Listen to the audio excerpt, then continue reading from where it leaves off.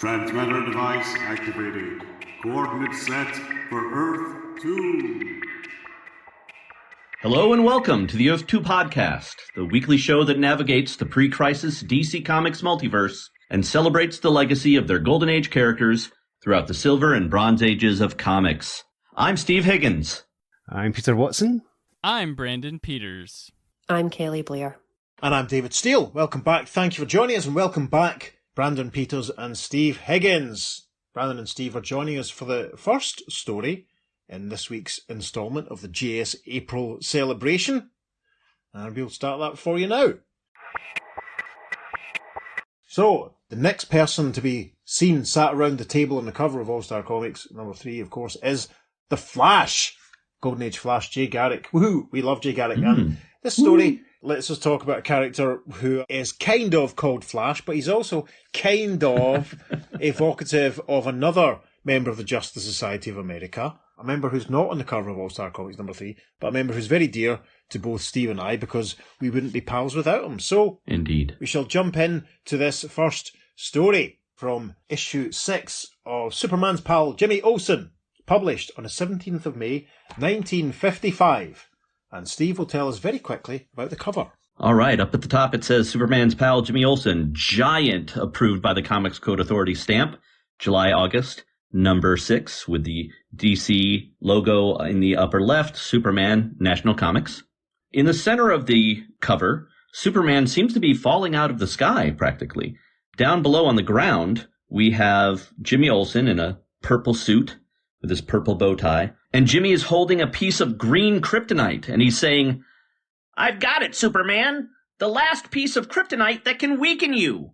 On the right side of the cover, we have a tree, and behind that tree are hiding two gangsters in fedoras and pinstripe suits, and one of the gangsters is thinking to himself, "Not when we get our hands on it, and not even Superman can stop us now." And listeners, in the finest tradition of the Earth 2 podcast, you will be delighted to realise that that story that's being highlighted in the cover is not the one we're reading in our episode. No! I think this is the second or third story, but we jump in. We have an opening splash image, which shows Superman and Jimmy Olsen sat round a table. They appear to be enjoying some sort of meal, but at the top booth, the caption, of course, that reads, "Superman's pal, Jimmy Olsen," and an introductory story caption, which goes like this. "You would never expect Jimmy Olsen, Superman's pal, to go hungry, would you? Yet it happens, voluntarily of course, when the cub reporter must diet down to jockey weight for a special steeplechase in which Jockey Olsen rides Starflash." So, I'm hungry just looking at this panel. There's some bread on a plate. There's what looks like some fruit pie. Superman has a very hearty repast in front of him. But we notice on Jimmy's plate, there's just a couple of carrots. Jimmy is also holding a photograph of a racehorse, which has the name Starflash written on it. Superman is tucking into this delicious looking meal, and he says, Nothing like a hearty lunch, I always say. And Jimmy, munching on a carrot, replies, "And I have to diet if I want to ride Starflash in the race." A scene-setting caption reads, "Can this really be Superman acting cruel one day to Jimmy Olsen?" Yeah, we see Jimmy standing, it looks like he's in a burger bar. Oh, God, I am starving, honestly. You can see the chef, I suppose, or the busboy, whatever, in his uniform behind the bar. Jimmy has a delicious-looking hamburger, and he's about to take a bite from it when Superman flies down in front of him and says, "Drop that hamburger, Jimmy." "But, Superman, I'm starving, please. Just one little bite, please." Picking up from the last one, where it speculated that Superman was being cruel, the caption continues and says, "Far from it. The Man of Steel is actually helping out his young pal." And as the bewildered man from the cafe or the bar, whoever, who's been left holding this now useless second-hand hamburger, scratches his head in bafflement in the background, Superman leads Jimmy out of the place, saying, "Now remember, Jimmy, you yourself gave me orders to be firm with you, no matter how hungry you become." "You're right, Superman. Thanks for the rescue. Keep me on a strict reducing diet. I've got to drop from 140 pounds to 125 in only 3 weeks. Gosh. If I don't, I can't be the Daily Planet's jockey in that steeplechase 3 weeks from now." And we see that Soups and Jimmy are now standing in front of a large poster which reads, "Coming, Metropolis Civic League's first annual steeplechase.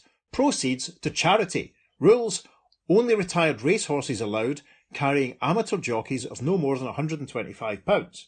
So what we can see here, there are 3 columns. The first one is marked entry and it reads Barton, Button, MFG, I think that reads. Mhm. The next one reads Yummy Ice Cream Company. And the last one reads Daily Planet. So the horse belonging to Barton Button is called Buttonhole. The horse belonging to Yummy Ice Cream Company is called Yummy Boy. And the horse belonging to the Daily Planet is called Starflash. So yes, as far as the legacy of the Golden Age characters through the Silver and Bronze Age of comics, we are using this story because the name of the horse being run by the Daily Planet alludes to both the Flash and Starman. The final column lists all of the jockeys. Buttonhole will be ridden by Danny Ward, an office boy. Yummy Boy will be ridden by Chuck Thomas, boy vendor, presumably of the Yummy Ice Cream Company. And, you guessed it, Jimmy Olsen, cub reporter, will be riding Starflash. Later at a lunchroom, after Jimmy's trainer orders for him. Yes, this almost evokes the splash panel. Jimmy and Superman sat in this lunchroom. Must be a quiet day as far as disasters worldwide. Jimmy and Soups are sat there. We can see the menu. We can see the salt and pepper shakers. And Jimmy has a plate in front of him with a carrot and some lettuce. And is that potato? I'm not too sure. Jimmy looks down at this sparse offering and says, Only this salad plate? Oh, what am I, Superman, a rabbit? Better than being a hog right now, Jimmy. Don't worry, I'll see that you get the proper nutrition to stay healthy, while you merely shed unneeded pounds. As for your afternoon snack list, I've cut it down, somewhat, Jimmy. And we see Jimmy holding a piece of paper which is labelled Jimmy's Afternoon Snack. And we can see on it that the word sandwich has been scored out. The word apple has been scored out. The words candy bar and ice cream have been scored out. And written at the bottom is the word peanuts, and in brackets, only. And a distraught Jimmy reads this and says, It's inhuman. I'm a growing boy.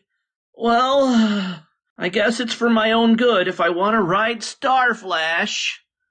And afterward, in a special stall built in the basement of the Daily Planet building. Yes, we see Jimmy and Soups attending to the horse that we've been hearing about. And the horse is beautiful, white stallion by the looks of things. And we can see that he has indeed a sort of star-shaped flash on his, I suppose, his brow or his forehead. Jimmy's feeding him something here, saying, Here, boy, you can eat, even if I can't. It's worth going hungry to be able to ride a swell horse like you, Starflash. Yes, we see Starflash's name on the stall. Soups is standing there and he thinks, Jimmy's sure grown fond of that horse.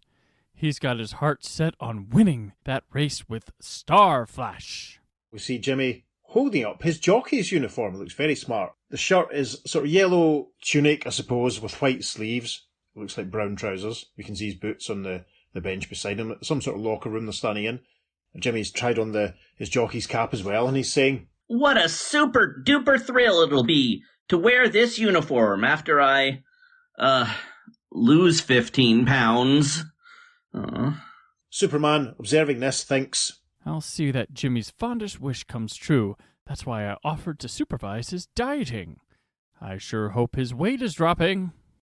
But back at the office, where Jimmy has installed his own scale. Yes, a massive set of scales, but Jimmy's standing, and his weight appears to be 140 pounds. Jimmy takes this in and yells, Jeepers! I've hardly lost an ounce yet. But I won't let you down, Mr. White. Yes, and the stoogie chomping editor of the Daily Planet standing behind Jimmy at this point, and he says, I hope not, Jimmy. If you don't make the weight limit, I won't have time to find another jockey. There's no money involved in the race, but it would be a great honour to win the Gold Cup prize. Meanwhile, in seclusion, before Superman can resume his everyday identity of reporter Clark Kent. Yes, we see Soups about to fly out of an open window as he thinks, From Clark's desk, I can maintain a constant watch so Jimmy doesn't absent-mindedly sneak any snacks. But I mustn't neglect my other duties. And right now, my telescopic vision shows a big fire across town. And he flies off. Superman's departure is the signal for another arrival. One Chuck Thomas, rival jockey in the scheduled race. Yeah, this is a great panel. We see Superman flying off in the distance, and we're outside the Daily Planet building, lots of men in suits with hats walking about looking important. And there's a young man, all dressed in white, with a large box on a strap over his right shoulder which reads, Yummy Ice Cream Bars. I can see what's going on here, can't you, listeners? And this new arrival, seeing Superman fly off, thinks to himself, now's my chance. With Jimmy's trainer gone, Starflash is rated the favourite, making it tough for me to win for my company on Yummy Boy. But if Jimmy is overweight at post time, Starflash will be eliminated. A little later, upstairs. Yeah, we see Jimmy sat at his typewriter, hammering away, and Chuck Thomas, in his ice cream delivery boy gear, arrives in Jimmy's room, bearing a delicious-looking chalk ice with the looks of things in his hand, and he's thinking to himself, luckily, nobody knows me here, so they won't suspect what I'm up to. And he says to Jimmy, ice cream? 6 delicious flavours? Gosh, don't tempt me. I'm famished. But go away, please. We're giving away free samples today. Here, have one, says Chuck, forcing this ice cream on Jimmy. We can see that it's got yummy written on the label. Oh, golly, how can I resist? Oh, well, I guess one little ice cream bar can't hurt. And how can Superman from many miles away stop Jimmy this time? Yes, my goodness, we see the fire that Superman flew off to deal with. It's obviously an apartment building. Plumes of smoke and giant flames burning as Supes flies out of an open window, bearing a young mother and her son, who Superman has rescued. And the Man of Steel is clearly using his vision powers at this point, and he's thinking, I've been keeping tabs on Jimmy with my telescopic vision, and that ice cream is loaded with calories.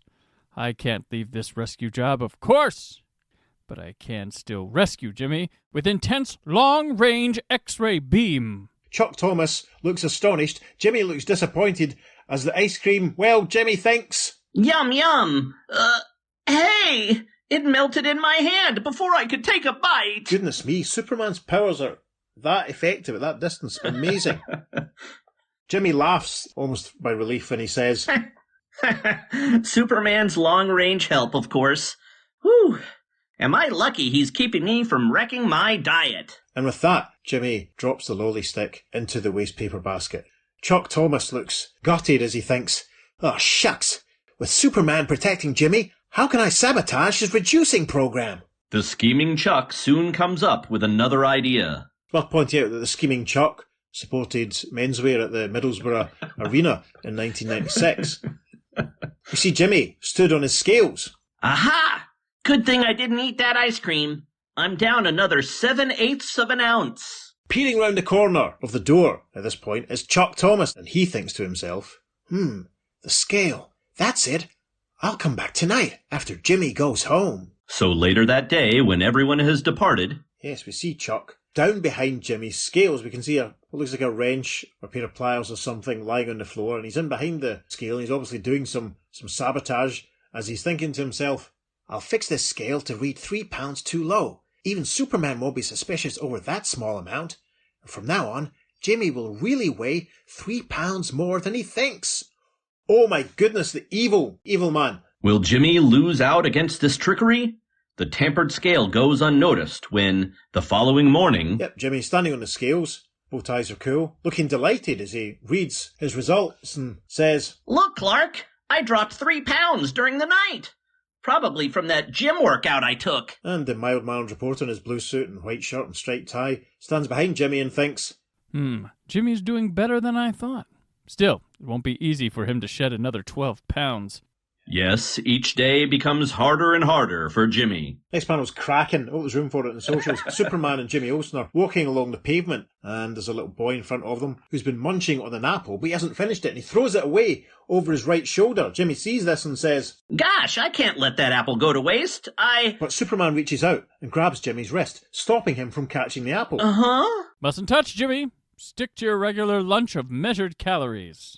And then we see them in another little dining room, people getting stuck into some delicious-looking meals in the background, and Jimmy sat with a glass of water and some very nondescript vegetable matter on the plate in front of him. Oh, it's sheer torture to watch others eat heartily. The Supes, listening to this, has picked up the tray that Jimmy's lunch was served on, and he starts to crunch it using his super strength, and he says, In that case, with a little super pressure on this tray, I may be able to solve your problem. I'll mold it back to shape after you've finished eating. A moment later... Yes, Supes has folded the tray, and then it's obviously been placed around Jimmy's head so that he can't see beyond what's immediately in front of him. Poor Jimmy, with his plate of nondescript vegetable matter, then says, Hey, not bad. Like a horse wearing blinders, I can't see others eating big lunches. Now I can enjoy, my own salad. Wait, hold it, Jimmy. That salad looks bigger than usual. Yes, 55 calories over. I'll remove the excess amount. Soups picks up Jimmy's plate and scrapes off what looks like some of the lettuce or cabbage onto his own plate. Jimmy looks appalled. Superman, how could you? Don't let me watch the brutal deed.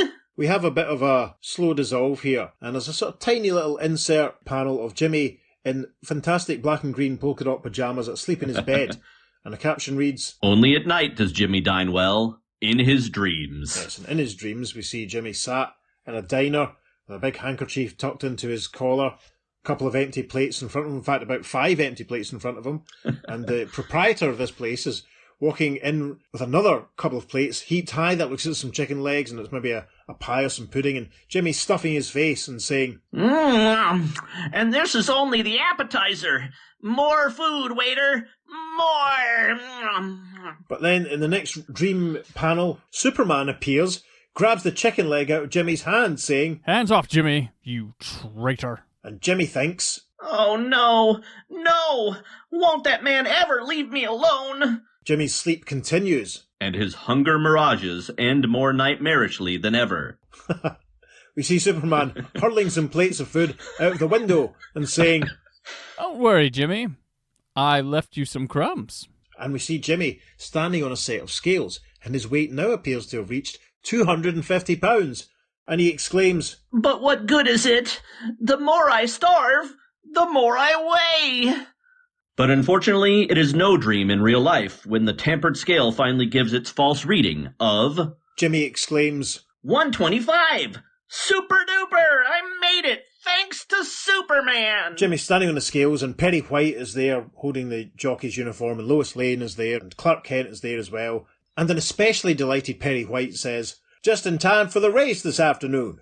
Put on the jockey uniform and we'll rush to the track. At the official weighing in, only Chuck Thomas knows the secret truth. Yes, we see that Chuck Thomas, in his uniform, which has got blue dots on a white shirt and orange trousers, and the yummy ice cream logo on his chest, Chuck has just been weighed ahead of Jimmy. We see Jimmy stepping up onto the scales, and a man in a green hat and a green suit with a pen and a piece of paper is saying, Chuck Thomas qualifies at a clothed weight of 122. Next, Jimmy Olsen. Jimmy steps into place. Chuck is thinking, ha ha ha. Wait till he steps on with an extra 3 pounds he didn't know about. Sure enough, to the shock of the Daily Planet delegation. 128 pounds. Sorry, disqualified. You're 3 pounds over the limit. Whoop. And we see Perry and Lois and Clark standing in the background. Lois especially looks devastated. They're all so disappointed. Perry says, Great Caesar's ghost. The office scale must have been wrong all the time. Only 1 hour till post time. Too late to find another jockey. Take Starflash back to the paddock. We're finished. Chuck Thomas looks on and thinks smugly to himself, Ha ha! With Jimmy and Starflash out of the race, I'll win with Yummy Boy. And we see Jimmy and Starflash and Mr. White all looking very sad as Jimmy says, We're finished, Starflash. They'll never let us race now. And it's too late to do anything about it now. Even with Superman's help, I couldn't possibly take off 3 pounds in 1 hour. We see a very thoughtful Clark Kent who thinks to himself, We'll see about that, Jimmy. In a corner of the stable, Clark Kent undergoes a swift change of garb. Yes, something that we really haven't seen enough of on the Earth 2 podcast. We see Clark Kent removing his outer clothes to reveal his Superman uniform underneath. And as he's doing this, hidden behind some piles of hay, he thinks, Poor Jimmy. That nearly broke his heart. I've got to think up some super-reducing plan for him. Next moment... Soups has flown round the corner. We see Starflash down on the ground, but he's grabbed Jimmy and they've flown up into the air. Soups is saying, I just arrived and heard the bad news, Jimmy. But buck up, pal. Want to lose 3 pounds fast? Sure, Superman, but how can you work that miracle in 1 short hour? Jimmy learns the answer within a few seconds, after a speedy trip to famed Yellowstone National Park. There is a sign that reads, Old Faithful Geyser. Superman is standing, and Jimmy appears to be trapped inside some kind of weird construction. The geyser is boiling and blowing smoke and steam and hot water up into the air in the background. The Man of Steel, with his hands on his hips, says, In a Turkish bath, the ordinary box filled with steam heat slowly melts away extra fat. But this natural steam geyser is hotter, faster, and the stone box I made protects you from any danger of scalding. Inside this abomination, Jimmy says, Wow! I can feel those extra ounces just oozing away! Returning to Metropolis, the two friends next stop at a public gym, where... Yes, we see Jimmy using the scales at this fine establishment, still in his jockey's uniform, and he says, That took off 2 pounds. Still a pound to go. And only a half hour till the race starts? We see that Soups is contemplating a piece of gym equipment which looks very tattered and frayed and torn and hangs from the ceiling on a hook and has a sign on it that reads, New Dummy on Order. And as he contemplates this, Soups rubs his chin and says, Tackling a dummy football style is what you need, but this one's out of order. For Jimmy's sake, the Man of Steel becomes the Dummy of Steel. Oh, goodness me. Soups is hanging from the ceiling on a rope, swinging around, and Jimmy has got his arms wrapped around Superman's legs and seems to be leaping and swinging around himself, and he exclaims, Ow! It's like hitting a stone wall. Careful, Jimmy. Not too hard. A short series of tackles should work off that last stubborn pound quickly. But when Jimmy is too exhausted to continue... Jimmy is back on the scales, and he says, Oh no! 5 minutes to post time, and I'm still 1 miserable ounce too much. We failed, Superman. Soups thinks, Any more workouts would be harmful to Jimmy, and I can't think of any other way to get rid of that final ounce. Unless, wait, I've got it! The next panel, we see them both descending from the skies to land outside a barber's. Soups says, I can do the job myself at super speed. Believe it or not, Jimmy, there is an extra ounce of weight you can still shed easily. Impossible. There's nothing left on me but flesh and bones. Nevertheless, when Superman brings Jimmy to the track, 1 minute before post time... Yep, we see Jimmy standing on the scales and one of the racing officials standing next to him who says, 125 pounds even. You may enter the race. Gosh, Superman was right. The way I peeled 1 more ounce was so simple, it's a laugh. And a caption reads, Simple? Then maybe you, reader, can guess how. And now we pause for 20 minutes so that our listeners can try and work out what might have happened. No, not really, I'm kidding. As the great steeplechase starts... We see the bang of the starting pistol. The horses start to run. Someone cries, They're off! And we see Soups. He seems to be dropping Jimmy and Starflash right into their starting position as Jimmy says, Thanks for flying Starflash and me to the barrier in time for the starting gun, Superman. Oh gosh, it's all so close, isn't it? It's so tense. We arrive. Final page of the story, the caption for the first panel on page 8. And Chuck Thomas, Jimmy's scheming rival, meets his own bitter punishment. Yes. We see Starflash racing along, overtaking Chuck on Yummy Boy. Jimmy saying, Giddy up, Starflash. Pardon our dust, pal. Chuck thinks, somehow, Jimmy got in the race after all, and is passing me? What'll I do now? I was so sure of my trick that I told my boss he could fire me if I lost. Oh, golly, cheating just doesn't pay. And at the finish line... We see Starflash just ahead of Yummy Boy. Attaboy, Starflash, we win by a nose. And someone in the crowd yells, Yay for Jimmy Olsen! Later... Yes, we see Perry White and Jimmy and Starflash. Jimmy, having won the race, is holding the trophy. They all look very pleased. Perry is saying, You deserve to hold the gold cup, Jimmy, while they snap pictures. But your face is shadowed. Why not take off your cap?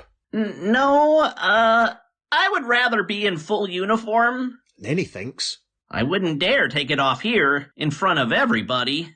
Why not, Jimmy?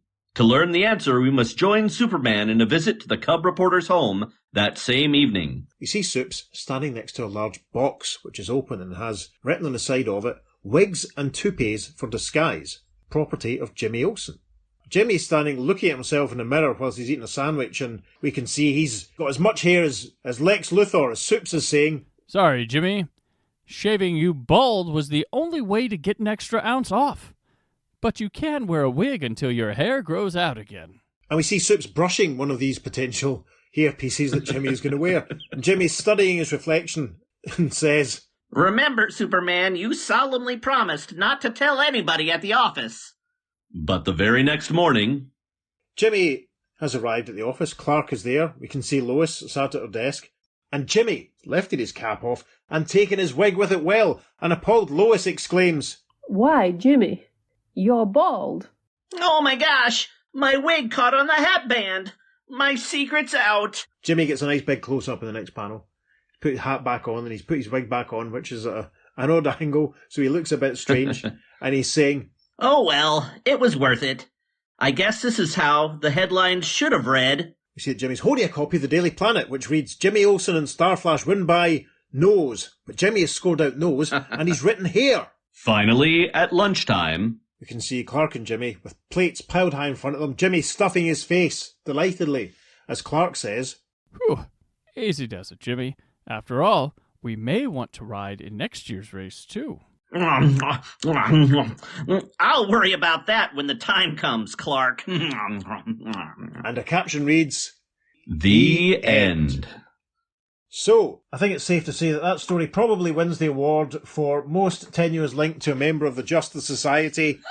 Yes, there was a horse that had a portmanteau name which combined the names of Starman and the Flash. And if you don't like it, well, tough. That's what Peter found, and we thought it was hilarious, so we went with it. Isn't that right? Yes, it is hilarious. The whole story is just beautiful Silver Age bonkers. And how can you not love this story where Superman takes time out of rescuing people from a burning building to melt some ice cream with his X-ray vision? That's just brilliant. Yes, it really is. The first time I read this, I thought this is great. This is very, very funny. Anyway, we had the idea of getting Brandon involved again. Thank you to Brandon Peters of the Brandon Peters Show.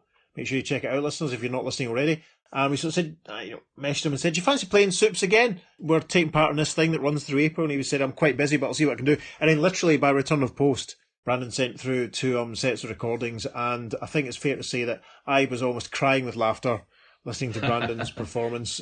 Peter found it very amusing too. And I sent it to Steve so that he'd be able to get what Brandon had done before we recorded. So it was huge thanks to Brandon. We appreciate you you're a very busy man. We appreciate you taking the time to voice the Man of Steel for us once again. Yeah, and it was a great performance. The delivery on the bit about the crumbs when Superman's throwing the plates out the window, that killed me.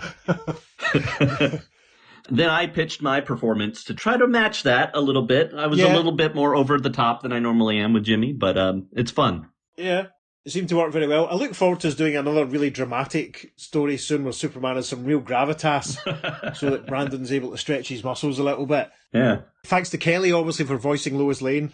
The mystery over the last page or so of how Jimmy managed to get rid of that final ounce. It's because he shaved his head. Now, you gotta be honest. Did you think for a second that maybe Soups was going to say, sorry, Jimmy, you got to lose a finger, or like something like that, like an ounce? Yeah. You sort of wonder if maybe Soups was going to pull out a few fingernails or something. Yeah, or chop off some toes. You're right. It was very funny. I really did feel sorry for Jimmy, though. And I tell you, no word of a lie, I'm starving after after reading this story. I'm very, very hungry. I did feel sorry for him, but it's, as you said, it's total Silver Age fun. It's all a bit heightened. Yeah, and it's interesting to contemplate that on whichever Earth this is set on, the Flash manifested as a horse.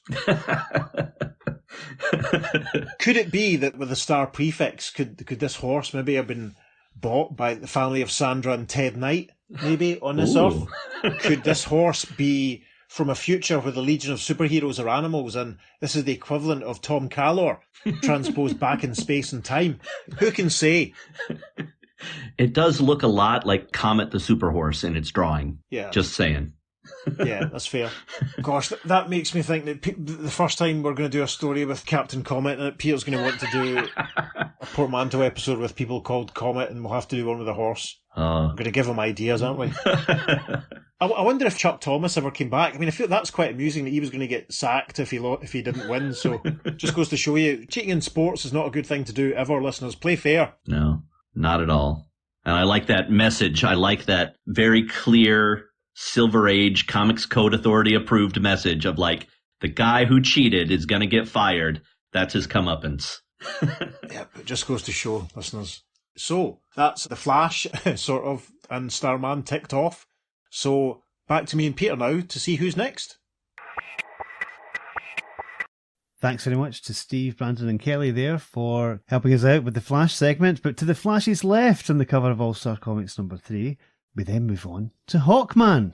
And Peter found this one, did some digging, and we're now going to read a story from issue 143 of Captain Marvel Adventures, published on the 4th of February 1953. Peter will very quickly tell us about the cover. We have The World's Mightiest Mortal, a Fawcett publication, number 143, April, Captain Marvel Adventures, 10 cents at the top, as you would expect.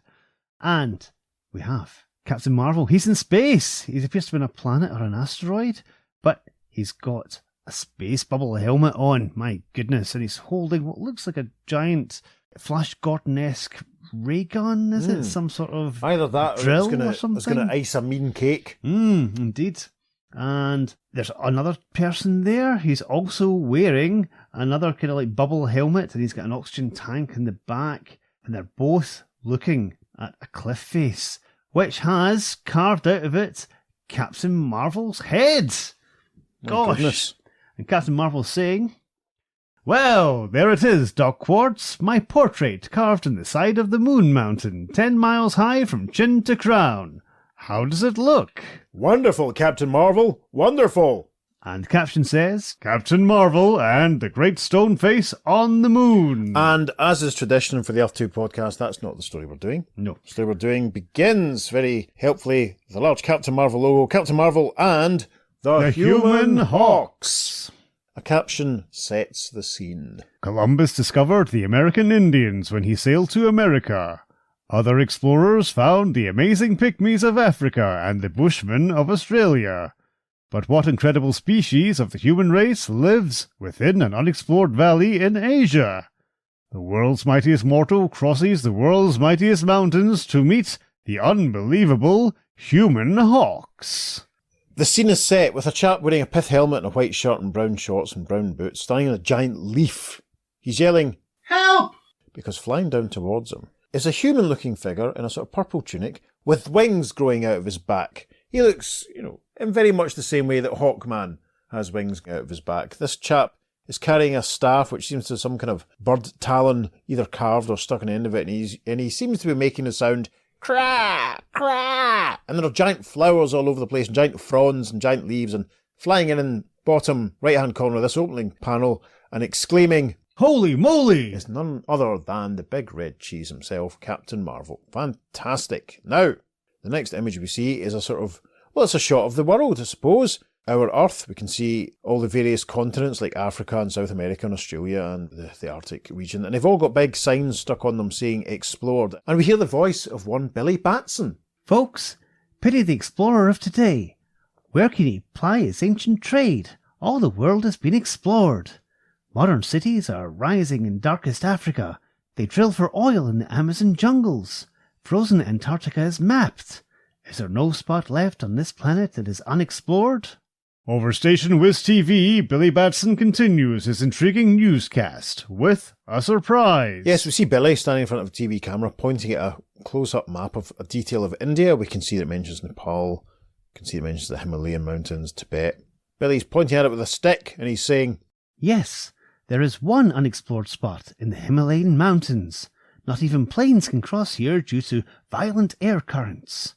What lies in this little valley where no man has yet trod? Well, we'll soon know. And explorer Dudley Wright leaped over those uncrossed mountains in a rocket." And we see that Billy is now holding an illustration representing that. We can see the mountain range and a rocket being fired in front and above. Interesting. He continues, "He is due to return in a week to Nepal. I'll be there to greet him in person and hear the thrilling story of the last unexplored spot on Earth." There is a dissolve which takes us to the top of page 2. A week later in the Kingdom of Nepal. Yes, we see Billy with a mobile Station Wiz recording van, and lots of people standing around in the background, silhouette, Billy with a microphone all plugged in a long cable, and we can see the rocket flying through the air, in the air above them all. Billy is reporting, "Here comes Wright's rocket from the unexplored valley. I'll interview him as soon as he steps out. But there emerges a stunning surprise. Yes, the rocket on the ground, and the hatch on top of it is open, and instead of Dudley Wright emerging, it's a weird figure in a green tunic with hawk-like wings emerging from his back. He's carrying a staff in his hand. It's not too clear what we can see of it at the moment, but Billy exclaims, Holy moly, that isn't the Explorer! Shazam! A caption reads, The mystic word splits the sky with a bolt of magic lightning, which changes the boy to Captain Marvel, hero of countless adventures. Amazing. Cap doesn't hang about. He leaps into action saying, Holy moly, a man with wings, sort of a human hawk. Seems to be talking ancient Sanskrit. Yeah, Cap grabs a hold of this guy, who then bashes his staff against Cap's head, and we can see the talon type thing at the top of it, like the guy in the splash panel had, breaking off. And the man speaks in a weird sort of sound, which is nothing like we can understand, but as Billy suggests. But anyway, the caption continues. The great champion against evil speaks all languages, ancient or modern. And we see that Cap's dialogue in the next panel has a slight italic effect to it, obviously representing the fact that he's speaking this other language. And Cap is saying, Who are you? How did you get the rocket? Where is Dudley Wright, the explorer? I will tell you nothing, fool, says the chap, speaking back to me. A better look at him here. His head seems to be shaved up the sides. His dark hair is in a Mohican. He's very pointed ears, pointed nose, very prominent teeth, weird eyebrows. Humanoid, but not particularly human. We see him being led away by obviously a couple of law enforcement chaps as Cap flies up above it all towards the mountains, saying, Then I'll find out for myself by visiting the unknown valley. The Nepalese police will take care of that human hawk. Yeah, well, that's marvellous then. The captioning continues for the next panel. The world's mightiest mortal soars easily over the lofty peaks into the mysterious valley to meet another fantastic surprise. And as he flies down, well, helpfully, Cap says out loud what he sees. Holy moly! Giant flowers and a girl with wings collecting their nectar. A sort of butterfly girl. Yeah, indeed, giant flowers. The girl looks like a very small human. She's wearing a slight blue dress. She has black and yellow butterfly-style wings growing out of her back. And she's holding a little tub, which we can see is full of the nectar. It almost looks like a yellow fluid. Suddenly, another human hawk attacks the butterfly girl. Yes, a chap looking very much like the one we saw earlier, but wearing a sort of pale blue-grey tunic, flies in with a crack and strikes at the butterfly girl, who yells, Eek! Help! Cap manages to fly down and catch the nectar vessel that she's dropped, saying, I'll fix that flying fiend with this nectar. And in the first panel, the next page, he flies over the hawk man and pours the nectar out over his head and his wings, which obviously clogs them all together and makes him fall, and Cap says, He won't do any flying now. The next panel, Cap is sat on a giant flower talking to the butterfly girl. Now, tell me all about you strange people. You must be an ancient branch of the human race that developed wings. Yes. Ages ago we lived all over Earth, but the Ice Age wiped us out. Finally, only 2 small tribes of human hawks and butterfly people survived in this isolated valley. We have never been able to fly over the mountains and escape. The next panel, they're flying through the valley. You can see more of the giant flowers and some of the butterfly people. And there seems to be a little sense of structure almost to these flowers, because the girl is saying to Cap, The human hawks are cruel people and prey on us. This is our village. You live in giant blossoms like houses. How quaint. But where is Dudley Wright, the explorer who came in a rocket? He was captured alive by the human hawks. Their village is over on that cliff. The girl indicates, and Cap flies off, leaving her behind. Another surprise meets Captain Marvel. Yeah, we see Cap flying up to the, looks like the crest of a very steep cliff. What looks like a giant bird's nest. Kind of barrier made out of branches and twigs and some little small hut-like structures that seem to have been built out the same thing. And he's observed by someone manning the walls who asks, Who is that queer invader? And flying down we see towards Cap, in front of the wooden barrier, a couple more of the winged hawkmen, and one of them says, How can he fly without wings? To which Cap, taking all this in, says, A giant nest. So that's where the hawkmen live. Yes, and a few hawkmen fly towards Cap in the next panel, but he's not fussed. They're trying to strike him with their maces and their spears, but he just flies right through them, knocking them out with a blam, and as they quack and crack all around him, he says, Out of my way while I search your eyrie for Dudley Wright. But the vicious hawkmen come in screeching hordes, and Captain Marvel changes tactics. Yes, we see the sky filling with dozens upon dozens of the hawkmen, as Cap flies off saying, This fight could keep up all day. I'll gather a load of those giant flowers and return. A slow dissolve. The world's mightiest man returns to create a strange and gaudy snowfall. Yes, Cap is flying along with an armful of the petals of the giant flowers, and he's obviously had quite a few of them to hand because he's throwing them all around, saying, Tra-la-la-la-la, nothing like strewing flower petals in my path. And that covers me like a smokescreen from the Hawk Guards. Now to locate the explorer. Yeah, it's obvious that Cap has thrown hundreds, maybe even thousands of the flower petals up into the air, and they're all blowing around like a blizzard of colour. And he's flying underneath to try and find Right. After a swift search, Yeah, we see Cap flying in through an open doorway into one of the structures, punching out one of the Hawkmen that's guarding Dudley Wright, who we can see. We get a proper look at him, little white goatee beard, receding white hair, white shirt, very neat, pointy white moustache. Cap says, Dudley Wright, I presume. I'll rescue you from these flying thugs, sir. Stop, you idiot! Surprise after surprise seems to rule in the Valley of Mystery. Yes, as Wright explains himself in the next panel, we see that he's holding like a small canister, and he says to Cap, I don't want to be rescued. These Hawkmen are my friends. I'm showing them how to make booster jets so they can fly over the mountains and invade the outer world. Good gosh! But what made you turn traitor like this? And suddenly, Wright is grabbed by the Hawkman who's standing behind him, guy in a purple tunic, who says, That is our secret. We will escape now and hide. With that, he grabs Wright under the arms, flies out the window of the hut, bearing him away, with Wright holding the booster jet that he was talking about in the previous panel in his hands. Cap says, You won't get far, my fine feathered friend.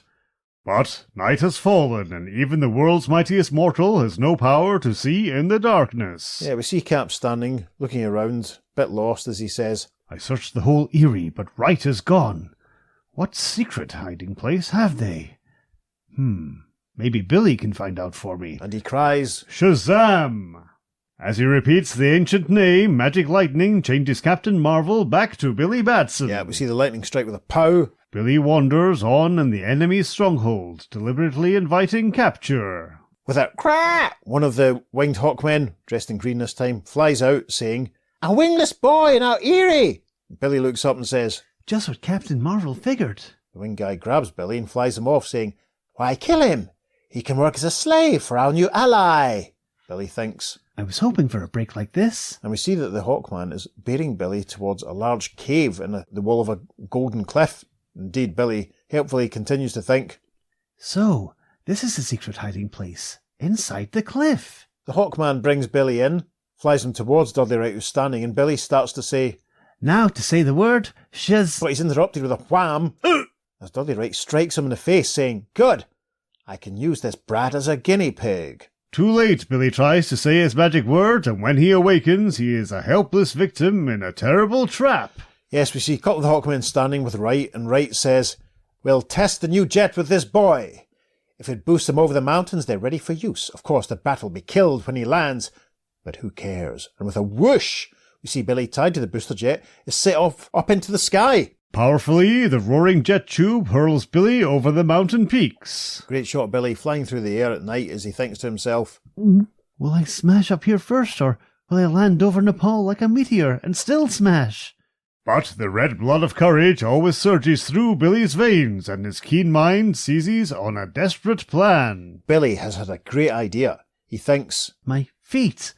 I can use them like a rudder. By manipulating them right, I can turn down. Yeah, and what we see is that Billy's bending his feet up behind him into the flame of the rocket, which kind of obviously seems to direct the way the flame is firing. A giant glacier looms below. Has Billy only hastened his crashing death? But the clever lad has planned this. Yes, we see Billy flying very, very closely to the surface of the glacier, and he's thinking, Just what I want. This smooth glacier, instead of crashing, I just slide down it safely. Yep, that's what he starts to do. Starts sliding along, still powered along by the rocket. And the friction also wore my ropes through. I can yank my gag off now and... Shazam! Yep, with his hands free, Billy removes the gag in his mouth, yells the magic word, and a caption reads, Once more, magic lightning brings Captain Marvel. There is a massive boom, the lightning strikes. The caption for the first panel of the next page reads, The world's mightiest mortal roars back to the valley, faster than a jet, to meet a grim sight. Yes, we see a group of the Hawkmen now wearing the booster jets on their back. One of them is saying, The jets were good. Over the mountains we go. The first human hawk raid on the outside world. Well, flying along with their staffs in their hands, Cap flying up behind them says, Holy moly! Got to stop them before they leap the mountains. Oh gosh. Cap, in a very Cap-type way, has started rolling an enormous snowball. He thinks to himself, This rolling snowball is going to gather plenty of Hawkmen. we see Cap rolling the snowball at such a speed that it roars off the edge of a cliff and curves back up into the air with a plop. It strikes and captures all of the Hawkmen. Cap exclaims, That stops those jetting Hawkmen dead. One deed done, Captain Marvel performs another, destroying the evil Eerie of the heartless Hawk people. Cap tells us what he's doing when he says, A pine tree torch and the nest goes up in flame. That drives all the human hawks away. Homeless. yeah, we see him using this torch to set alight to all the little huts. This is really quite harsh. Later, after Captain Marvel brings Dudley Wright to the village of the butterfly people. Village of the butterfly people. That sounds fun. Yes, we see the giant flowers standing in the background. And what looks like the butterfly girl Cap was talking to earlier standing there.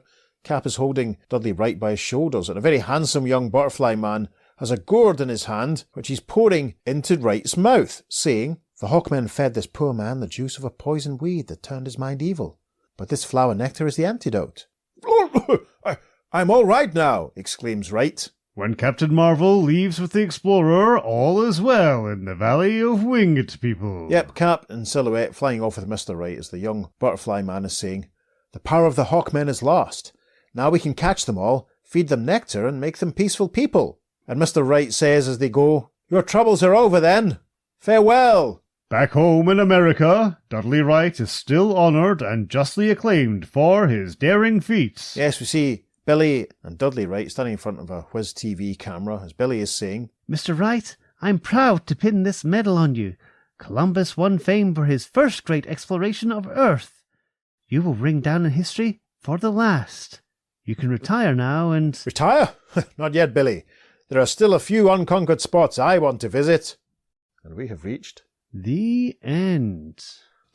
Well, so Hawkmen, it was very explicit there the way they were spelled out. And Lots of Hawkmen. Lots of Hawkmen. Not just one. No, we bring you as many Hawkmen as we can find. As many Hawkmen as you can imagine, listeners. That's probably quite a lot of Hawkmen. Very interesting. Very, very Shazam-y. Yes. I'm appalled at the casual destruction of the Hawkmen's home. Yes. Could it have been possible to maybe reconcile them and the butterfly people without burning down everything they'd built and destroying their entire culture? Well, they needed to use the nectar on them somehow, and that's perhaps the only way they could do that is to... Destroying everything. Yeah, well, to like get them out of their house, out of their evil era. Put them in such a position that they have to do whatever the butterfly people tell them. No. Are the butterfly people just as bad? No, it's basically they have to cure them of their evilness, and this nectar does that. Yeah, because the Hawkmen gave the juice of poison that turned Dudley evil. So basically, they're drinking this obviously themselves. Oh, right. So basically, to drive them out, they're easier to capture, to use the nectar as the antidote. Right, okay. Well, in that case, I hope the butterfly people help them rebuild their houses then. I'm sure they will. Well, that's all right then. Good. One massive, big society. You have put me completely at ease. They cannot make this omelette of paradise without breaking a few eggs of Eries. There's a metaphor for you, listeners. Mm-hmm. Bit confusing that this guy was called Dudley Wright, given there's Uncle Dudley. Yes, that's very true. I don't know if he's a recurring character. I don't believe he is. I think he's just a one-off for this story. Right. He's not anyone I've come across before. But it would be quite interesting because I wouldn't mind seeing the further adventures of Dudley Wright, getting into scrapes, going about the place. Yeah. That'd be quite fun. It's an interesting one. This whole sort of hidden land with winged bird people, that was in a Hawkman story, wasn't it? Because that's how Northwind from Infinity Inc. was extrapolated. You read my mind, sir. That was taken from Land of the Bird People, a Hawkman story from Flash Comics 71, published in 1946. I see. Interesting. That's a few years, obviously, before this, 7 years before this Captain Marvel one. Mm-hmm. It's quite a good sort of science fiction idea. It's a bit Burroughsy, isn't it? Hidden land, hidden Hawkmen type thing. Because Burroughs gave us the Weirus and Land at Time Forgot and such like, etc. Like a lot of these Golden Age stories, there's always a sense that there's more to be extrapolated, or that there could be more than there actually is. Without a doubt, especially with the shorter stories, they cram so many into comics back then. Yeah. Whereas now one story is 6 issues. Exactly. I know what I'd rather have, to be honest. Yeah, it's so much fun. But it's interesting because they are very explicitly referred to as Hawkmen. Yes, several times. Yeah, so that's, I think out of all of the stories that we've chosen to do for JSAPRIL, it's certainly one of the strongest, maybe the best aspect of the legacy twist that we specialise in. Yes, I know what you mean. Also, Butterfly Girl gave me huge Insect Queen vibes. Definitely see that. Yeah. Yeah, would not argue that in the slightest. Insect Queen, the Legion of Superheroes, Lana Lang, I'm sure we all know that. I always like it when we see Billy doing his job of being a TV reporter. Yeah, I always wonder how secret Billy's identity is. Yeah. They don't usually go into it all that often, but he does seem to change constantly in front of people. But no one really seems to take advantage of the fact that Billy Batson is Captain Marvel. Yeah, that's fair. I mean, he's quite casual about it when he changes in full view of the cameras, by the looks of things. Yeah. What did you think of Death by Snowball? Amazing. Yes, Captured by Snowball, not Death by Snowball. Well, Capture. Captured by Snowball. Yes. Supported menswear at the Leeds cockpit or something, probably. I'm not getting tired of that joke, but we could probably do better. I need another list of English music venues from the mid-90s. If someone could send me one, that'd be lovely. I mean, it's quite funny because, again, it's just so abruptly done. You know, we don't even see him having the idea of, I know. A close-up panel, an insert of him even going, I know. Yeah. And then starting to roll the snowball. We just suddenly see the snowball already at a massive size, and then There's no time for that in these stories. No hanging about. I know. It's great fun. Yeah, no messing, no time to lose, I suppose, another way of putting it maybe. The obvious comparison for Captain Marvel in the Golden Age is Superman. But I love the fact that Captain Marvel couldn't see in the dark. Yes. So he lost them, so he changes back to Billy to get caught. Superman would have thought, use his vision powers. There they are. Yeah, that's probably one of the best bits of the story, actually, because it shows his cleverness and his plan, but you kind of, I'll change back to Billy, get caught, they won't suspect the kid, they'll take the kid into where they're going. And of course, it takes, it's not until Billy is himself then put at great risk. And that's quite good. It's a nice little bit of jeopardy, sort of as a twist part way through, Yeah. It was good fun. Yeah, I liked having a lot. I mean, there's a slight samey simplicity to some of these Captain Marvel stories in this period. This is obviously quite a late one. Yeah. If it's 53, Cap's not going to have too long to go at this point. But no, it was a lot of fun. And I think, apart from the next story that we're going to do, it's because where the character name is incredibly implicit, it's certainly one of the most implicit sort of clear riffs on what the Golden Age DC character was like. Yes. I'm totally with you, yes. Speaking of Captain Marvel, the next story might be Captain Marvel, but perhaps not the one you're expecting. And moving on to Hawkman's left is Dr. Fate. The Wonder Wizard himself. If you're a long-time regular listener, you may be aware that a few years ago we did an episode about the MF Enterprises Captain Marvel. And if you haven't heard that episode, we will share a link to it on the socials at some point this week. That episode dealt with the publishing empire of one Myron Fass, and long story short, Myron was a bit of a chancer. He published a series which ran to a few issues called Captain Marvel, which had a character who said the word split and broke into several pieces and was involved with a young man called Billy Baxton. Now, obviously, that's very similar to Billy Batson and Captain Marvel, and we won't go into the full detail on that again because we've already talked about it extensively. And Captain Marvel was notable for having a range of enemies who had names that were either identical or very, very similar to established characters already published by, we noticed, principally DC Comics. He came up against someone called Plastic Man, who was very quickly renamed Elastic Man, who had stretching abilities, as you probably expect. There was someone called the Bat, who, after a legal letter, was renamed the Ray. He also came up against the Ghost Patrol, which is a fascinating deep cut, isn't it? Certainly is, yes. It's a Golden Age classic. And appearing in 2 issues of the comic that MF Enterprises published featuring their Captain Marvel, there was a character called Dr. Fate. Now, in our earlier episode, Icon provided summaries of all the adventures from all these comics, and what we've decided to do here, for amusement, is to do a full reading of one of the Dr. Fate stories from one of the issues of MF Enterprises Captain Marvel, just to highlight the difference in this character compared to the blue and gold garbed super sorcerer who we've all come to know and love, who at this point, we must remember in the continuity, has yet to manifest his magic using an Egyptian Ankh symbol and is still casting little yellow lightning bolts everywhere, but for how much longer, we shall see. So Peter, would you like to tell everyone about the cover to issue 2 of Captain Marvel, which was published on 12th of April 1966? I would be delighted. We have a small square in the top left corner that says Captain Marvel with a star. I'm guessing this is the MF Enterprises logo. Giant action issue, Captain Marvel, approved by the Comics Code Authority. All new, 25 cents, which is quite unusual for the time because obviously in the 60s, most comics were 12 cents, but these issues were double-sized. Yeah. The cover date is June 1966. Now, the main image on the cover, we have the MF Enterprises Captain Marvel in his red outfit with his M medallion, using his amazing power to break off his limbs. in the same way as Nathan Fillion did in the Suicide Squad movie. Was he arm fall off boy? They called him the Detachable Kid, innit, or TDK. Right. So if you want to see a live-action version of this Captain Marvel's powers, that's the best thing to check out. It is a very good film, though. Yes, But each one of his limbs is attacking a foe. Now, from the bottom left, his foot is pummeling into the belly of Elastic Man, who's trying to curl an arm round his torso. And Elastic Man saying, "As Elastic Man, I'll squeeze him like a python. Oof!" Yes, exclaiming obviously because he's just received Captain Marvel's right foot in his gullet. And he looks very much here, as we probably remarked at the time when we covered it, looks very much like Elastic Lad, as essayed by Jimmy Olsen. Certainly does, yes, with the ginger hair and everything. Next up, Cap's right fist is flying towards a chap in a white turtleneck, green trousers, a lovely side parting with his dark hair, but instead of having a normal jaw, he has one made of metal, my goodness. And this man is saying, "Leave him to me, Atom Jaw. I'll take care of him." And Cap's left arm is reaching out, but I think he's missed the character he's trying to hit because he's quite easy to miss because he's very, very small. This character's wearing kind of like a grey and black onesie, it looks like. And he's holding above his head a ray gun. And he's saying, "I'm Tiny Man. My giant ray gun will destroy him." And it's worth mentioning, as we did when we talked about these comics before, Tiny Man had a bit of an arc, listeners. So we won't go into detail on that, but we would encourage you to either listen to our earlier episode or track down these comics.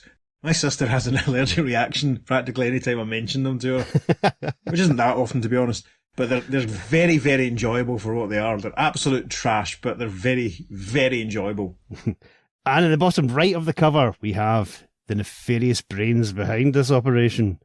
It's a man with a mustardy top with a green cravat. He has dark hair with lovely greying temples sweeping back right to the back of his head. He has a ridiculous white moustache coming off with his scowling eyebrows coming down. My goodness, his green cravat there. He is sitting at a control desk. He's pulling a lever and pressing a button. And this character is saying, "Fools! Only I, Dr. Fate, can control this human thingamajig." And that, ladies and gentlemen, is the MF Enterprises Dr. Fate. Yes. He's kind of the opposite to the DC Comics Dr. Fate. I think it's about 4 years since we did that episode, isn't it? Roughly, I'd say, Because we're about, as the crow flies, we're about roughly 10 years away from when these comics were being published in the main sort of timeline. I had owned, I think, issue 3 or 4 for quite a long time of this Captain Marvel series, and then kind of just took the notion, picked up a few more, and was stunned to discover this Dr. Fate. And I thought I would just drop it in casually into conversation when Peter and I were doing issues 55 and 56 of Showcase. But then we thought, no, actually, wait a minute. Once we dug a little deeper, we thought, this is worth a full episode. Mm-hmm. So I think it was one of the first ones we did where I did quite a lot of writing and talking. And I did a lot of questioning. Yes, it honestly was joyous to work on. It was, compared to quite a lot of our earlier episodes, it got quite a few more listens. So listeners, if you haven't heard it again, hey, if you fancy listening to it again, please do. Mm-hmm. So yes, we're going to do the Dr. Fate story from issue 2 of Captain Marvel to represent this member of the Justice Society of America. It's worth pointing out that David has a complete run of this series of Captain Marvel, including the Meets the Terrible 5, which was a one-shot as well. But don't worry, listeners, you can get the full series as well because a company called Guandanaland have collected it all in one fancy volume. Now, when we got the volumes from Guandanaland, they were out of order. Unfortunately, they put the special in the wrong place. However, we did point that out to them. So hopefully, in the subsequent printings, that might be fixed. Listen, I would encourage you to get on eBay and just check the bins at your local back issue emporium and try and grab a hold of these because they are fascinating. A really, really interesting sort of footnote sidestep in comics history. The fact there was another Plastic Man, another Dr. Fate. Do you remember the trading cards that I made up? Oh, vividly. Yes, they were sensational. I made trading cards, listeners, or what looked like trading cards, and we stuck them on our socials. Might stick a few of them up on the socials again this week. Yes! It was glorious working on the last MF Enterprises. I think to this day it's one of the most enjoyable ones we've ever done. So, without any further ado, we flick to approximately halfway through this giant comic, and we see, caption that reads, the all-new Captain Marvel in... Who put out the lights? On November 9th, 1965, at 5:28 p.m., the entire northeastern U.S. was hit by an electronic blackout for 8 long hours. Was the blackout due to faulty equipment, sabotage, or a genius with extraordinary power to render our push-button life useless? Even the newspapers were vague in their accounts of this occurrence. And how did Captain Marvel react to the emergency? Well, he said his magic word. We see Cap yelling, Splits! and he splits. Head flies off, arms fly off, hands detach from wrists, legs fly off. My goodness. It was never recorded, but Captain Marvel split his body and sent his electronic hands to control the freezing systems at the main blood banks. The refrigerators never dropped a degree below the required freezing point. Yes, and we see Captain Marvel's right hand operating a switch at the emergency blood supply. Thank goodness for that. While the rest of his body held people trapped in subways, buildings and elevators to safety. And we see his disembodied head looking very much like Guy Gardner, must be said. Reassuring some people who appear to be standing in some sort of building. There's a man in a brown hat and a green suit at the front who looks on as Captain Marvel says, Just follow me. As the blackout continued, Marvel changed tactics and commanded his body back. Yes, so we get Captain Marvel's other magic word, Zam! and that brings all the pieces of his body back together. Seconds later, with all parts now one, Captain Marvel heads north. Yes, we see Captain Marvel flying overhead. We can see a bridge down below him and some water. My knowledge of the East Coast of America isn't as good as it could be. But as he flies along, Cap is thinking, Got to reach the main power station. Perhaps a piece of equipment is overloaded and bam, blackout. We see him descending towards the power station, thinking, Sounds impossible, but it could happen. Ah, there's the plant below. And immediately he is struck when he sees a piece of equipment surrounded by rippling green energy. He thinks, And there's the trouble. Wonder what that glow around the generator is. tries to move towards the generator. Got to reach that generator. It's a solid radiant lump, slightly spongy. Yes, we see him fighting through the green glowing stuff that surrounds the generator. In a flash, Marvel turns on his laser beam in an effort to cut through the mass. Laser beam appears to be coming from his eyes, or maybe it's from his nose. Listeners, when you get hold of the copy of this comic, you might have the same trouble trying to work out what's going on. Cap's thoughts continue. It's bouncing off. Even my laser beam is useless. Suddenly, the bulky wad disappears and all lights are on. Yes, lights flash on above Cap. Gosh, he looks... the medallion looks ridiculous here. Cap is astonished at this development. Hey, what gives? Could be one of nature's pranks. Anyway, everything's in order. And here come the troubleshooters. Yes, we see three men walking towards him, one in sort of brown overalls, one with a blue jacket, a white shirt, a blue hat, another chap in a brown jacket, grey trousers, a little blue sort of skip cap. I wonder if they work at the power plant, but as they walk up, the one in the blue jacket, he's obviously in the midst of conversation, he's saying, Yeah, imagine that. Now, all conditions are go. Let's find if full power is on. Turns to his pal in the, we now see checked, sort of orange jacket, brown jacket, and says, Pete, turn on the radio. There ought to be some news. Okay. Man, sure is lucky that people didn't panic. It could have been rough. You get close-up of Pete's radio, and a voice coming from it says, It's all over, folks. Power has been restored. Hey, this darn radio's going dead. Probably needs new batteries. Suddenly, the transistor blasts loud and clear. Yes, we see Captain Marvel and the three men standing around as a crisp, clear, accented voice comes from the radio saying, Attention, people of the Northeast, you have just witnessed a demonstration of my ability to control electricity, the force which is a must to both civilian and military life. Hey, what is this, a gag? Quiet, let's listen. And to impress upon you the power I alone control, the lights will be extinguished for the second time in the next 10 seconds. Watch. Within 5 seconds, a beam of light hit the generator and a glowing mass formed over the metal.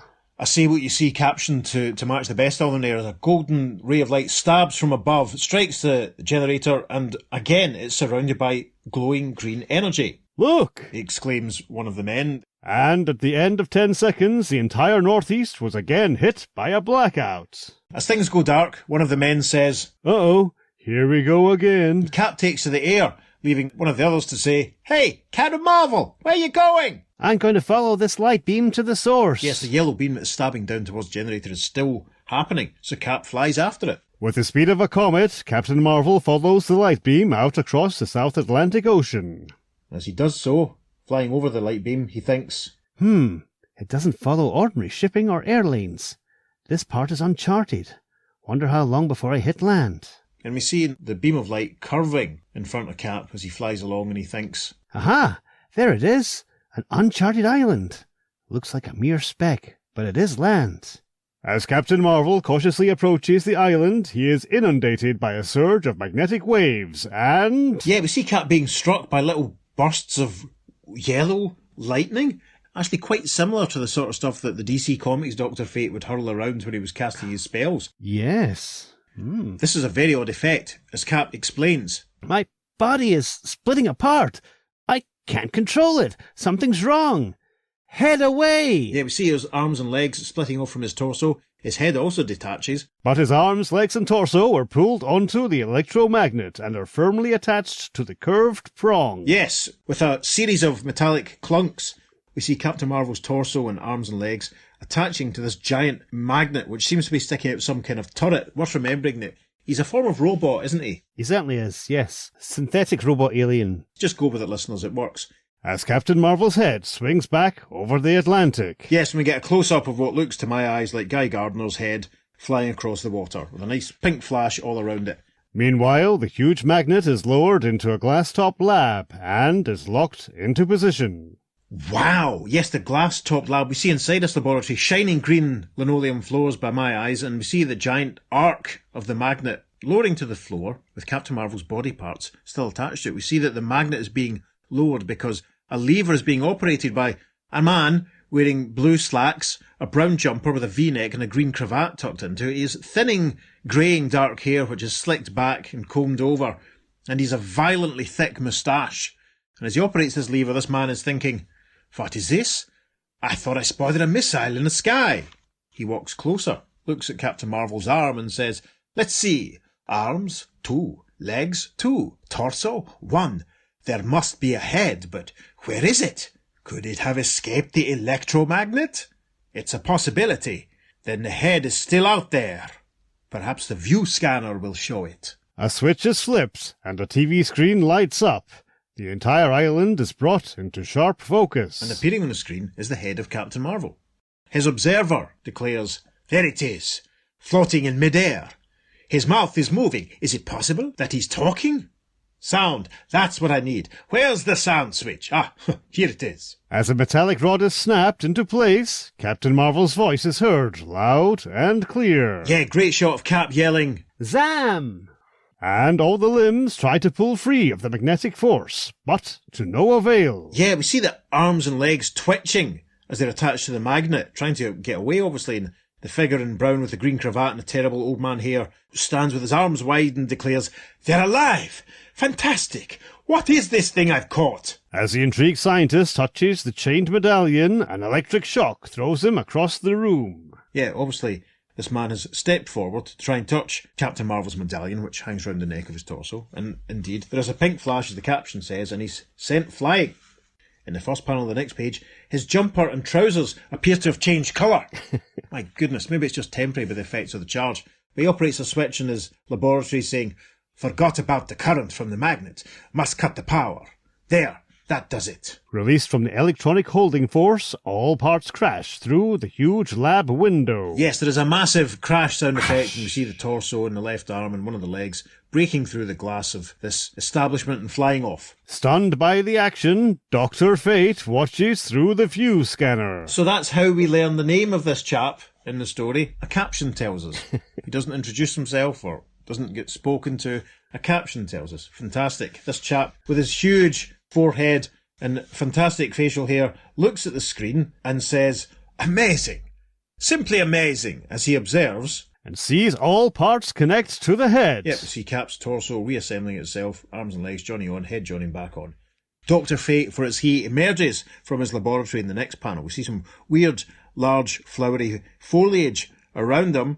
We can see he's run down a little staircase and opened the door, and he's in silhouette almost as he runs out thinking, "I must find this human thingamajig. and I thought I was an electronic genius controlling electrical power around the world, causing blackouts thousands of miles away. Phooey. I am only an amateur by comparison. As he runs out, he's brought up short because Captain Marvel is standing right in front of him. Hands on his hips, he says, Looking for me? But of course, I'm Dr. Fate. You are an unusual young man. Up to now I thought I was an electronic brain trust, but in you, the possibilities are endless. What kind of being are you? Dr. Fate is gesticulating wildly as he says all this, and then he seems to calm down and says, Let's go into the lab. It's cooler there. Once inside, we get a great shot of all Dr. Fate's equipment, and we even see what looks like the green chair that he's sat in on the cover, so that's pretty cool. Cap is standing there. Dr. Fate continues. Human? Robot? What is your name? How do you fly? Come apart and together again. It's imperative that I know. Hold it. One thing at a time, Dr. Fate. I'll answer your questions. My name is Captain Marvel, an honorary title. My speciality is nucleonics. Dr. Fate puts a hand on Captain Marvel's shoulder and exclaims, Mon Dieu! You are an amazing being, Captain Marvel. Takes a closer look at the Cap's feet in the next panel as Cap continues. As for my ability to fly, it's really a jet mechanism built into these astro boots. Fantastic! You have just antiquated the automobile. Everyone can fly.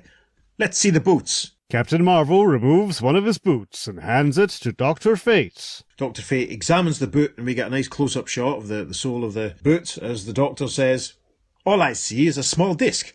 How is it set into motion? What is the source of the power? That small disc is a miniature jet motor. The fuel is a combination of neutrons, protons, plus other ingredients. But then, Dr. Fate, even I have my secrets. Cap puts his boot back on as Dr. Fate thinks, He's no fool. But on this island, I am the law. We can now play cat and mouse. Touché, Captain Marvel. I will inform the Big Three. Big Three? Who are they? Automobile manufacturers. They'll pay a fortune to keep this off the market. We'll be partners, yes? No! And we cut to an exterior shot of the laboratory for no apparent reason here, probably just to annoy me, as Dr. Fate continues. Fool! I offer you a partnership in the greatest business enterprise ever imagined, and in one word you say no. You're an idiot. You'll leave me no alternative except to destroy you. But first, I will extract all the information you have locked in your brain, and you will submit voluntarily. Inside the lab, Captain Marvel watches Dr. Fate tune in on major cities around the world. You see the doctor operating a row of switches, and there's a bank of television monitors in front of him, labelled New York, London, Paris, and presumably Stalingrad. Mm-hmm. Nice shot of clearly the Eiffel Tower, Tower Bridge, and what looks like maybe the Statue of Liberty. As he operates the controls, Dr. Fate is saying, Captain Marvel, in exactly 2 seconds electricity will stop in all major cities. Imagine the food spoilage. Transportation will come to a halt, and communications will be obliterated. If I can control the world, why not you? The governments have already been informed as to the amounts of gold I need to let me live a life of luxury. He turns in his chair, looking at an awestruck Captain Marvel, and continues, Naturally, Captain Marvel, you can prevent all this by submitting to examination like I said, voluntarily. The choice is yours. First, we'll let the power cut-off take effect. The effect was immediate. The world governments, realizing the impact of panic a sustained blackout can cause, persuade the UN president to make an announcement the world leaders agree upon. Captain Marvel and Dr. Fate are now beside a large monitor which shows the assemblage at the United Nations, and the UN president can be heard saying, Be it known that we do not condone such diabolical action that leaves children hungry and havoc to innocent people in the course of their daily lives. But he's interrupted by Captain Marvel, who says, Stop it, Dr. Fate. And there shall be electricity. And there's a weird little arc of green energy in front of them, presumably because the Doctor's operated a piece of equipment. I knew you would react this way, Captain Marvel. Your boots, please. I wouldn't want you to fly out on me. You won't get away with this, Dr. Fate. Perhaps. But for me, it's the easiest way to a life of luxury. On the table, please. And Cap sits down, lifting himself onto a flat bed that seems part of the equipment. He's already taken off one of the boots. As he sits down, he's thinking, There must be a way out, for no one shall ever be free to examine me. A tube is lowered from the ceiling and comes to a halt inches from Marvel's head. Cap's now lying down, his head supported by a green sort of cushion, and there's obviously what looks like some kind of probe looming in front of him. There are little waves of radiating energy coming from it as Dr. Fate says, "Now that you're secure, we begin. What is the formula of the boots?" Cap thinks, I can feel the machines absorbing my thoughts. Can't resist. My mind is going in a whirlpool. Escape. Got to get free. and then Cap, perhaps helplessly, says out loud, Boots are powered by 3 parts neutrons, 1 part proteins reduced from visible to solid state, with the addition of synthesized ultraviolet. And as Dr. Fate looks on, Captain Marvel thinks to himself helplessly, Free! I must break free of this machine! Got to try! Mentally weakened by the machine's absorption rays, Captain Marvel summons all his powers and, in desperation, yells, Head away! And at that, Cap's head flies off and collides with the nozzle, shall we say, of the probe, shattering it. Cap then cries, Zam! His head reconnects back to his body. Dr. Fate suddenly seems to be holding a large hose with a nozzle at the end of it, and he's saying, A very foolish move, Captain Marvel. I am prepared for that. He zaps Captain Marvel with a blue goo. There's no other word for it, but helpfully Dr. Fate clarifies what's going on when he says, But this plastic will hold you in place.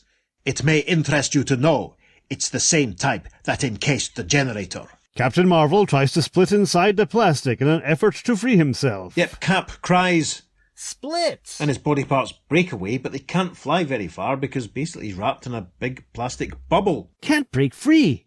I'm trapped! We see Dr. Fate activating his magnet device again, drawing Captain Marvel towards it. The Doctor says, Ha! You are marvellous. Even when outwitted, you keep trying. No wonder they named you Captain Marvel. Zam! Yells Cap, and all of his bits fly back together again, still being held by the magnet. We see Dr. Fate holding another piece of equipment linked up to another bolt of switches and valves, and he says, We'll begin again, Captain. This time I'll make it easier for you. I'll ask the questions, and the computer will absorb the answers.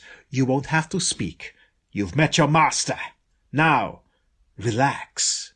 And holding up this little device, which is a little red glow, we see Cap wrapped in plastic. Don't try it at home, kids. Dr. Fate says, What is the formula for the boots, and what is the secret of your splitting and joining? A giant whirlpool engulfs Captain Marvel's brain, and his thoughts are freely transmitted to the mechanism. Yeah, we see Cap still wrapped in plastic, attached to the magnet, radiating waves of energy all around him as the information is drawn out, and he thinks, I have betrayed my creators. Minutes later, a card falls from the computer, and Dr. Fate is stunned. Yeah, we see the Doctor reading the printout. Along the top it reads, For boots, Muller quantities, and there's some weird shapes and marks, and underneath that it says, Split join is Alumroth, it seems to say, and again, lots of weird little shapes and dots and lines, and the Doctor takes all this in and says, What kind of symbols are these? There is no known mathematical formula like this, that is, on our planet. Could the machine have jumbled his brain? He scrunches up the printout in the next panel saying, This information is useless to me. I've been tricked. This is the first time anyone has outwitted me. And it will be the last. In a blind rage, Dr. Fate brushes past the semi-conscious Captain Marvel and accidentally rips the plastic covering. Yeah, we can see a part of the plastic catching on something that's hanging out of Dr. Fate's pocket. Dr. Fate walks off saying, Anyway, now I can find out if you are human or what. And Captain Marvel thinks to himself, My hand is free of the plastic. Hand away! Feel awfully weak. The electromagnet is holding. Must try. There, it's loose. And indeed, his right hand has managed to detach itself from his wrist. Cap thinks, Rub medallion. It will restore energy. And we see the right hand rubbing the M medallion around his neck. Cap thinks, Ah, that's better. Fantastic. As Cap tries to escape, we cut back to Dr. Fate, who seems to be putting on some kind of plastic glove or something, or we can see the piece of plastic that caught in a thing poking out of his pocket. He's saying, And in order to examine that thing called Marvel, I'll have to cut the power on the magnet. Oh, well, he's pretty weak now. But then Cap stands and yells, Think so, Dr. Fate? Watch. And Cap has managed to free himself from his plastic prison, and his right hand flies over towards the bank of controls in front of Dr. Fate. Captain Marvel's free hand moves with amazing speed and crashes into the live feed line controlling the electromagnet. Yes, we can see the massive concussive force as it collides, equipment shattering, radiating waves everywhere. Surprised by Captain Marvel's action, Dr. Fate races into an adjoining room. And Dr. Fate rushes off, still carrying Captain Marvel's boots. As he legs it, the Doctor is saying, "Since I can't control you, Marvel, it doesn't matter if you're human or not." As a heavy steel door slides into place, separating the two areas. Yes, because you've just run into this other room. We see the door slamming behind him, the boots on the table in front of him. We can see that the equipment in front of him is clearly labelled detonation board, examining room, etc. Valves and dials everywhere as Dr. Fate, with his mouth wide open, says, "In seconds, you will be destroyed, along with all the equipment. I'm keeping your boots as a souvenir." Outside, we're back with the Cap, who thinks, Can't even fly out of this one. He has my boots. The door, just enough for a finger to get through. Cap yells, Fingers away! "Is it worth saying that Fingers Away supported the Montrose Avenue at the Manchester Uni in 1998? We see all of Cap's fingers detaching and flying down towards the base of the steel door. Inside, in the next panel, we see a terrified-looking Dr. Fate being pummeled and harassed and restrained by these loose fingers. He says, "What's this? The fingers are holding me back. I can't press the detonating button." Captain Marvel, using his laser beam, shears through the steel door. Great shot of Cap using his laser beam to melt the steel door, revealing him outside. Dr. Fate turns, still being restrained by the detachable digits. As he sees the door melting, he says, "You're full of surprises, Captain. Needless to say, you've really beaten me." Not quite, Says Cap, and then he fires his laser beam towards some more of the equipment. Aha! There goes the control board. No more blackouts or destruction of any sort. "Be careful with that beam, it's dangerous." Days later, in the United Nations President's office. Captain Marvel looks impassive as Dr. Fate stands sheepishly before the President of the UN. The President is saying, "Dr. Fate, had you listened to the entire telecast, you would have learned that the UN bows to no one nation or man. Else, why have the UN?" Dr. Fate replies, "So what? What crime am I accused of?" Then we cut to a very moody shot of the exterior of the United Nations building. And take a drink, listeners, because there's a full moon. As the UN President brings things to a conclusion, as he says, "For an electrical genius, you're blind. Tampering with electricity can strangle modern man as badly as an atomic or hydrogen bomb. The massive New York, Canada blackout proved that.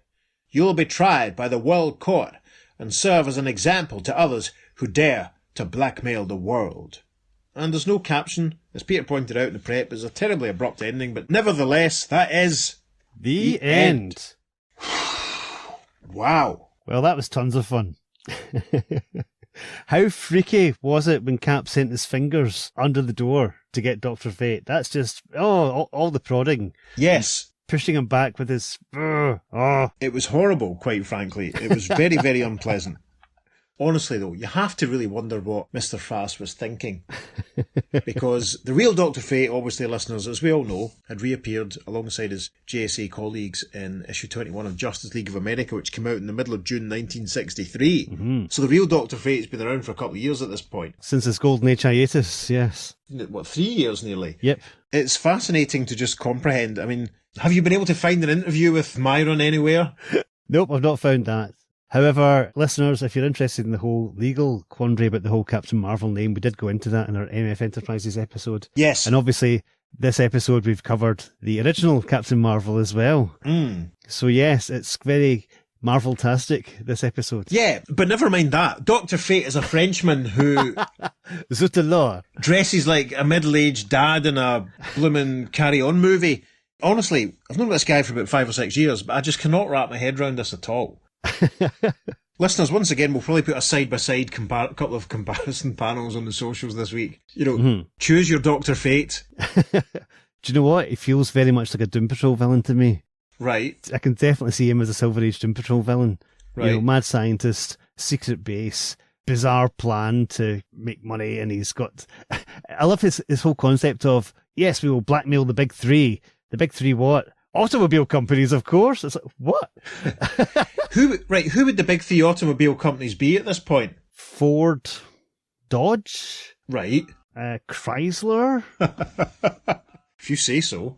Fiat, I have no idea. I don't know anything about cars. Volkswagen. Tesla? No, kidding No. there. Certainly not Tesla. Doctor wants to figure out how Cap's boots work so he can blackmail automobile companies. But he also he's responsible for the big power black. Now, the thing is, there was a big blackout in New York in 1965. There's a really, really early episode of Quantum Leap, one of my favourites in the entire series, one called Double Identity. I might have said this when we talked about this in the past. Sam gives his character's brothers instructions to go and plug a hairdryer in at a certain address. Right. Ziggy gives the instruction to this, and it causes the blackout. Okay. Which leads to sort of circumstances where he leaps into someone else and he's able to affect what he's there for.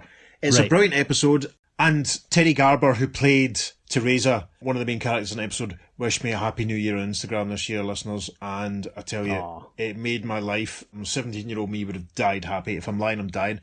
But listen, the thing I cannot get past is just the audacity of Myron. Like, I wish I'd been a fly on the wall of the DC offices when someone walked in with a copy of this and went, "Have you seen what he's doing now?" But that's the thing, that's what they did. MF Enterprises is basically just a whole series of knockoffs. It's like smell what sells and copy it and do it as cheaply as you possibly can. Yeah. Because he had a UFO magazine at the time of Close Encounters. There was I can't remember if it was called Space War or Space Trek. Right. It was out at the end of the 70s. But he had a short-lived magazine called that. He had lots of guns and ammo type magazines. Yeah. Some nudie-doody magazines. Absolutely. Just whatever he thought would sell, he basically just copied the format of the big ones. We'll have to try and find a photograph of him. He probably looks exactly like Dr. Fate. Or Captain Marvel. Or maybe he looks like Iron Jaw. No, sorry, not Iron Jaw, Atom Jaw, because that's a Freudian slip, because obviously Atlas Comics Iron Jaw is a bit of a rip-off of Atom Jaw. As is Trap Jaw from Masters of the Universe. Exactly, yeah. You just expect Harry Hill to be sort of saying, Atom Jaw, Trap Jaw, Iron Jaw. Who's the only one way to find out? Fight! Eat. Yes. Yeah, because that just reminds me of the whole conversation we had about Atom Jaw, because he eats a car in one story. Yeah. And it's like, how does he digest? And, enough. Yes. Listeners, again, we would encourage you to track these comics down for yourself, because they're just such fun. They're absolutely amazing. Try and wrap your head around them and just think of all the names that are obviously ripped off from other characters. And there's some really interesting stuff. I think issue 4 is pretty much the rehabilitation of Tiny Man. It's fascinating. Yeah. Ages before, Pied Piper was rehabilitated or Sandman became stop hassling Spider-Man and became a good guy who went for drinks with the Thing, it's very interesting. Yep, hugely, hugely entertaining. And as we said at the time, it's actually, do you know what? It's a bit like the Kirby Sandman stories we've been doing recently, because it's hugely entertaining stories for kids. Yeah. Great fun. Doesn't take itself too seriously. I agree. Strong agree. Couldn't put it better. Couldn't put it plainer. Absolutely. I don't know about you, but I can't believe that these guys aren't the Justice Society. See what you did there. Yes. So that's we're 6 members of the JSA down. A few more to come and a few more surprises to come. This has been episode 2 of our contribution to JSAPRIL. Make sure you're checking out what everyone else is doing. Click on the JSAPRIL hashtag. If you want to get in touch with us and let us know how you're enjoying our contribution to JSAPRIL, you can email us at theearth2podcast@gmail.com. Make sure you follow us on social media, because we're putting up some lovely bonus material for this and indeed every episode. You can check out David's amazing trading cards. They are sensational. Yes. Seriously, listeners, they blew me away when I first saw them. Above and beyond, sir, above and beyond.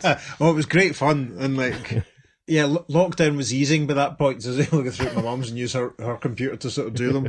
Slavishly working away till 2 o'clock in the morning, trying to find a good clear image of Tarzak. And that's a sentence you'll never hear before or indeed again. On Facebook and Instagram, we're at the Earth2 Podcast, and on Twitter, we're on podcast_Earth2, and it is the number 2 for all of our socials. It certainly is. Listeners, if you're a new listener to the Earth2 Podcast, we would encourage you to dip into our extensive 250 plus episode back catalogue. Maybe just go back to the beginning and join us on the journey. If you are a new listener, welcome. Thank you for joining us. Hopefully you'll stick with us. As I always say at this point, if you're enjoying the show, spread the word, tell your friends and enemies.